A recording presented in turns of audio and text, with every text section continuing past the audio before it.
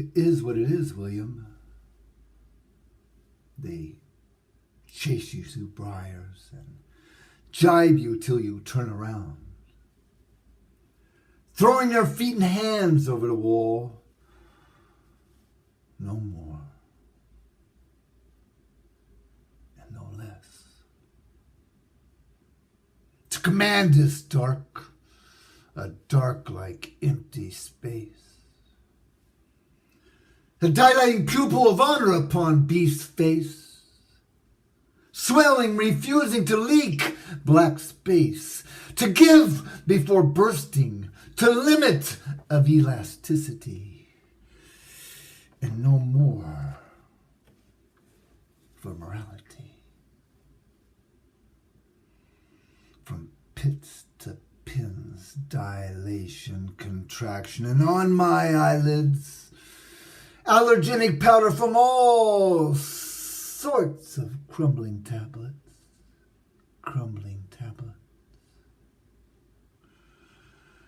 and no less uncertainty to see through.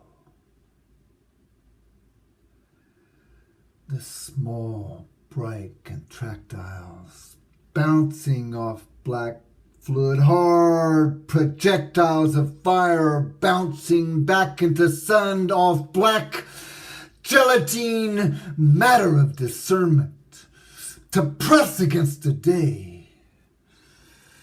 I'll kill his shape if it hides behind image, if it turns chicken pecking fat on its own seed, black bough running from sun. I'm supposed to, because nobody told me to, because I'm supposed to. Black liquid pulse. To not shut eye doing bullshit, nor wake without comprehension of having done so.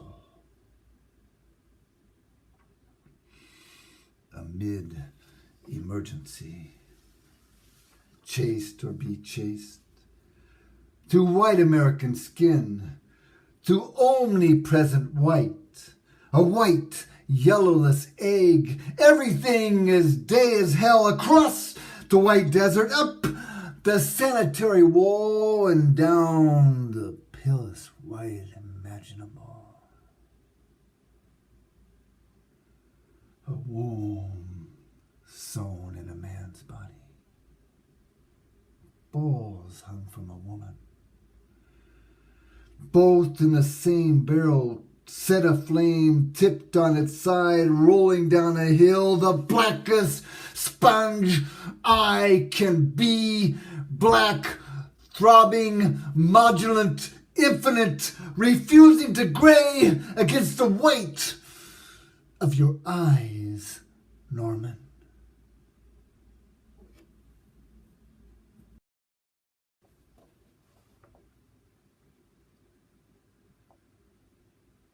Why worry about the health of the shadow when the flame is flickering out?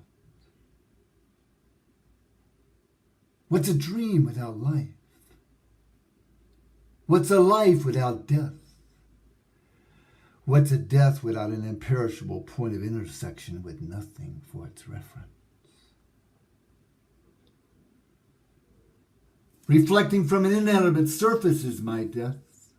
I look at the mirror. If the mirror doesn't move, I'm dead for as long as I look at the mirror. I can shatter one mirror, crack another, hurl a third and crush a fourth, but there I be in a fifth, sixth, seventh. And an eighth would be laughing at me. My third dimension could never destroy my second. My second hasn't a prayer against my first, which isn't even mine. Nevertheless, I pit my third against zero. Such is the nature of faith that only a heart of 3 dimensions could create. to beat upon zero until its reign crumbles away, to snatch the point of infinite density upon return and sling it at the huge flaking mirror, the mirror that is opposite the soul. As pressed flowers would be opposite live flowers, if they could be pressed. Hitler is surely dead by now.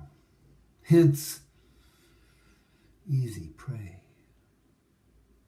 Nothing but figure and myth for a fine, quivering inspiration to bludgeon. Whereas he is alive, is flesh. Big difference, eh? But who is he? Satchmo's gone as well, I suppose. Adolf wonders who the grimacing black man thinks he is with his dangerous brass line and laugh and refusing to take orders from a stiff ghost with a hole in his head. If murder and Moses cohabitate fleshlessness, if murder and Moses cohabitate nerveless centrifugal image, I'm remembering what's at issue here now. His pulse murmurs.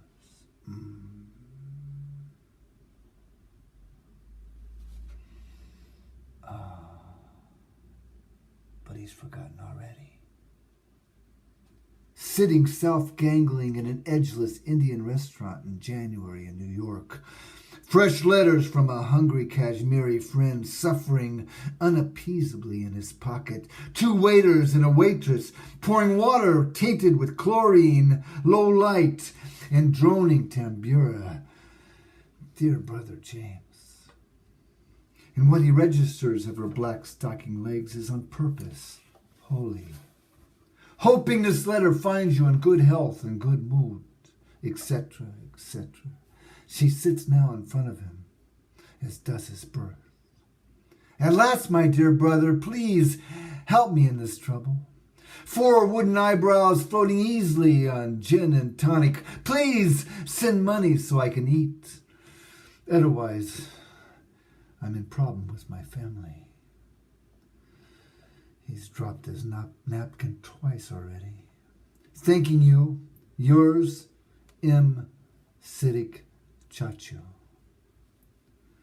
Collective unconscious. Holy selective unconscious. Tiresias, say it for Sophocles, please. She, he, blind eyes, yes, but not by his own intention. Say it to Creon again, but slower. Knowing what those others choose not to know. Bearing greater concentrated poison per cubed tissue mind. Coughing on an average of twice per minute. Apprehension bending his lung and filling it with liquid telex. Your cheeks are pink with blood, woman. Yes. Believe it or not, I've known you for 10 years already. But people are screaming in the street outside, chasing what they believe to be fear or spirit. But those who know, know. He can only be tackled by the splitting headache. This discordant noise in my head. Not isolated. Waves cutting lines across faces and bodies of water. No, it's not darkness. It's aberration. It's a highway interrupted by a wilderness in the midst of which lies an unfathomable ocean, dwarfing highway, wilderness, and traveler into second orders of magnitude. No, she says, it's darkness. Dear brother Siddiq. Dark, liquid primeval. Thank you for your kind greetings, and No, I haven't forgotten you or Kashmir. Unrectifiable wrongs, and neither have my dreams. His lamb's overdone and dry, her chicken, she says, is fine, etc., etc. I'm distressed by the news of your hard times, friends. Guilt by consumption, consumption by guilt, but not surprised considering insurgencies there now. No Western manufactured antibiotic could flush these lungs clean, Creon. Forgiveness by evolution. Evolution by forgiveness. He falls into a pit. He crawls out of it, if he can, a new man and 7 years older. My attempts to send money, what little I can afford, however, have been unsuccessful. Bank of India in New York has informed me that their branch in Srinagar is under curfew and no longer receiving telexes. Yo, you up there, trip that Nazi bastard! Trip him! When the black shadows of saints come marching in behind sirens. Likewise, transport companies have shut services there, and singing Sarad, and posts being even more precarious than usual. Yet, all along you're thinking to yourself, Lewis, oh boy, what a wonderful realm. Etc., etc. If you know of any safe method of delivery, write me to the effect. 1, 2, 3, 4, 5, 6, 7, 8, 9, 10, 11, 12, 13, 14, 15. Meantime, wishing you relief. Yours, check please. Yours affectionately, James. 1, 2, 3, 4, 5, 6, 7, 8, 9, 10.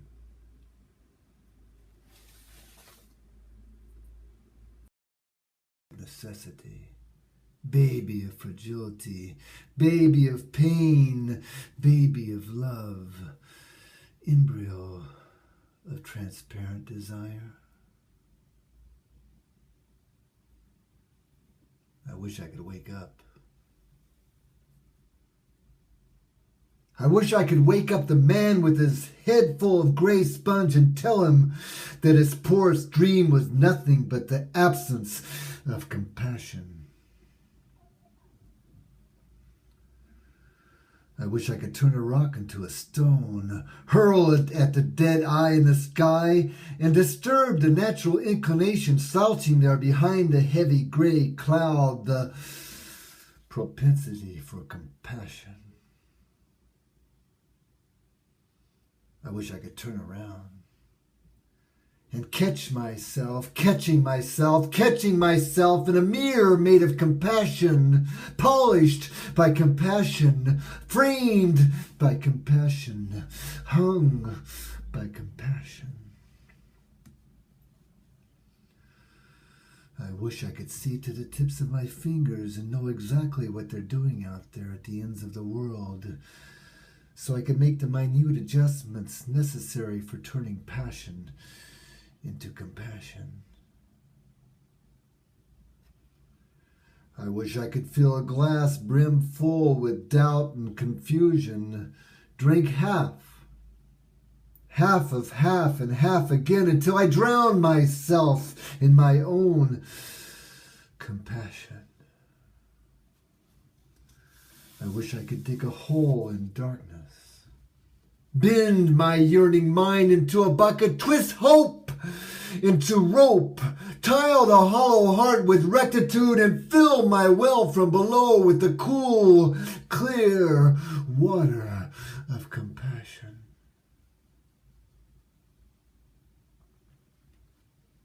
ovary of transparent desire. Sperm of joy, sperm of danger, baby of belief, infant of indiscrimination, daughter of transparent desire, sister of brother, father of woman, mother of mother love, deity of transparent desire.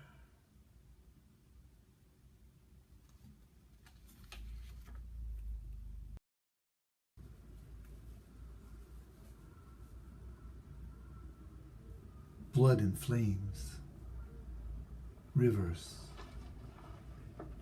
phenomenal blood, heart of a throbbing magnet, one of an infinite number of possibilities, turbulent ring of fantasies, heat squalling beneath the pericardium of the sun of chemical stresses, a clean face with a steel jaw, mere smooth head, neck and throat, clawed shadow crawling over blistered devotion, heads of nails protruding downward from a white sky, flat, sucking emptiness, scorched around the edges of the chemical evening. Hammer looking up, squinting. Visioning eyes of a threatened mother. Wooden handle worn smooth by the hand of a man buried to his navel in unnecessary creation. In nebulous waste. Preciously modified refuge of human touch. Shavings from a lathe void. The rotting words of a metal mouth. Sweat. Flakes of life and spit. Fingers calloused. Flattened, splayed, swollen joints, ridges of nails, half moons, intentions, white as sky and purposes, passionate, nearly perfect facsimiles of himself. Submerged likewise waist deep in synthetic grace, laminated mortality, expired embryonic conception, immortal filth, living, dying, breathing, choking, circle eyes and circle lives, spherical dreams, balls of terror, oily bubbles floating in still brown puddles. Impressions of polyurethane souls in the mud. What the fuck are these duplicates thinking, stabbing each other over and over again in the kidneys with little plastic knives over little plastic conquests? Swallowing 1,000,000 years a day, worshipping the destructive hour with senseless awe, spawning unparalleled minutes of greed-induced eternity, swatting away nanoseconds with perforated swatters, dropping dead over and over again in the eye blink of a combustible stone, enduring their sloppy pilgrimages down wet, lifeless hills to personalized shitholes, strangling each other with nylon fishnets in the still brown lake of their personalized shitholes. 7 times he's tried to stop them. 7 times he's failed. 7 times he's cried from frustration. 7 times he's doubted himself. Himself.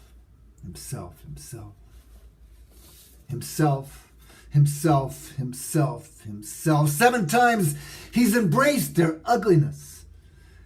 His ugliness. Trembling hair with a pair of ancient scissors, with a thin stainless razor shaving the hollow cheeks of their private disappointment. 7 times he screamed into a porcelain sink at the top of his lungs. Brilliant red globes like embers spinning in the frothy white firmament. Maybe it's just meant to be. Maybe an antigen's gone astray.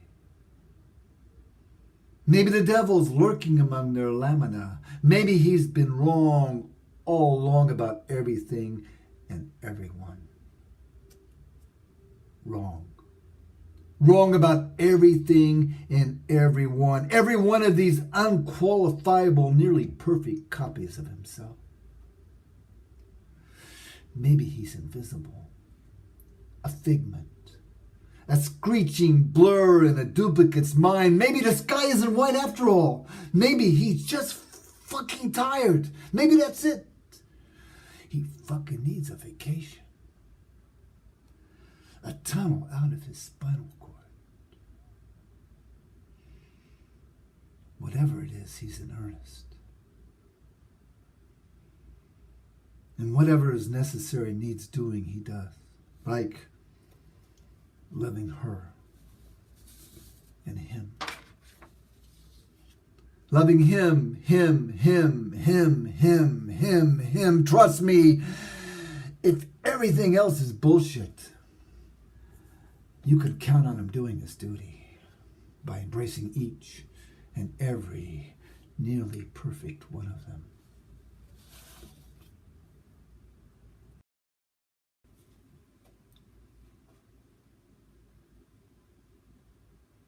I wish I were here. And I am here.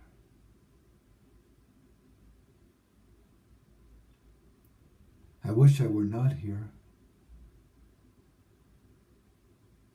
And I'm not here. I wish I were and were not here, and I am. And am not here.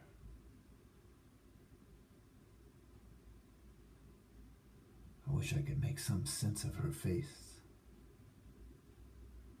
I wish there was a switch to turn on or off. I wish the flying snake would stop long enough to tell me where it hit her heartbeat. Beating somewhere in a crevice in a clay hill. Beating for a man with ashes in his hands. Throbbing beneath insomnia. A silence so absolute ears double as wings. A liquid darkness for her floating eyes. Hey, can you see me? Can she hear him? Banging a headless drum, stepping softly on an inverted egg. Drop ceiling swirling with the shadows of sparrows. I wish the doorway wasn't so small. I wish there was a giant clock on the wall with giant hands. I wish I could ease her discomfort. But she's not here. I wish I could stop the bleeding. But she's not here.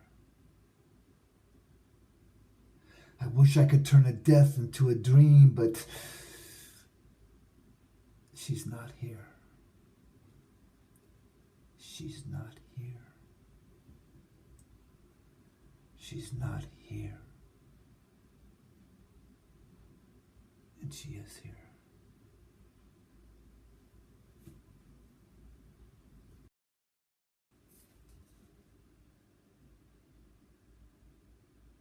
It rained today in the city of lungs, flooding cellars, seeping through incisors and canines, spilling down the back of the pharynx into the gullet of the sphinx.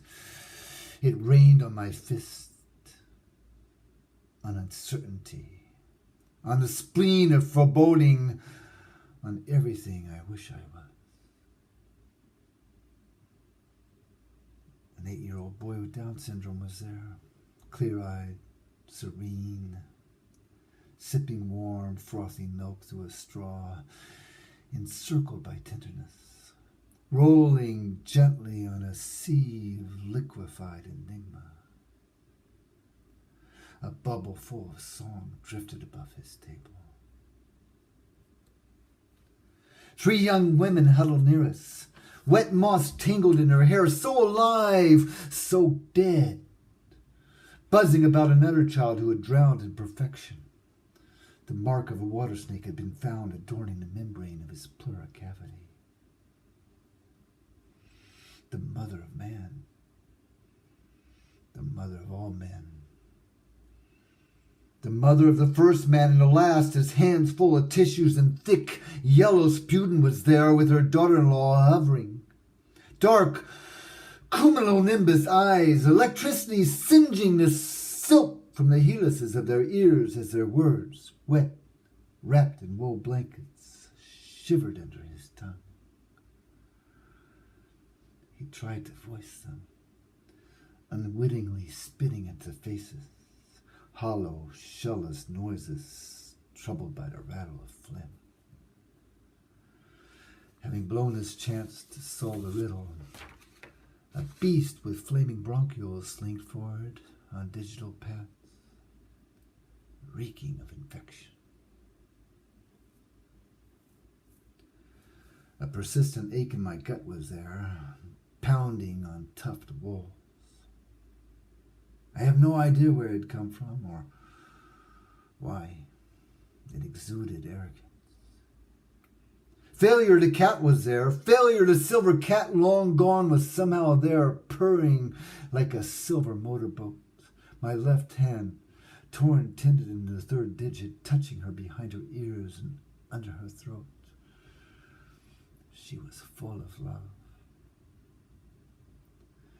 Minute details of stiff, abandoned shoes, of pants ripped in the crotch and ass, a trail of orgasms with inadequate excuses, the crumbling facade of years of compressed laughter, all the wet kisses of waterlogged lips, of thrilling memories, every shadow of every crease of every spasm, drifted in a turbulent air above my coffee and wayward cough, above the Sphinx and the silver cat. So full of love. How does one pack one's bag when one owns so much? I've hoarded meaninglessness. Enormous luck and meaninglessness. Running across my forehead, I've hoarded fragmented causes of fragmented effects. I've hoarded crude clay vessels for bearing documents. In barren hillsides, I've dreamt of a snake with the head of a cat. It rained on my hands today, my head, my cheeks and brow, my evaporating breath. It rained on the inhabitants of the city of lungs. I've dreamt of the inhabitants of the city of lungs. I've fabricated 1,000 spare pairs of eyes, blinded them, and rolled them out into a world without a sun. I've hoarded the undulating flags of a submerged dawn. But they've hoarded meaning. They who judge us from the flat side of a flawless mirror. They who have never been folded by pain. They who have kept our meanings and solutions scrolled away in a library of laws prohibiting the arrival and departure of precious wide-eyed creatures with mangled wings grafted to their shoulders.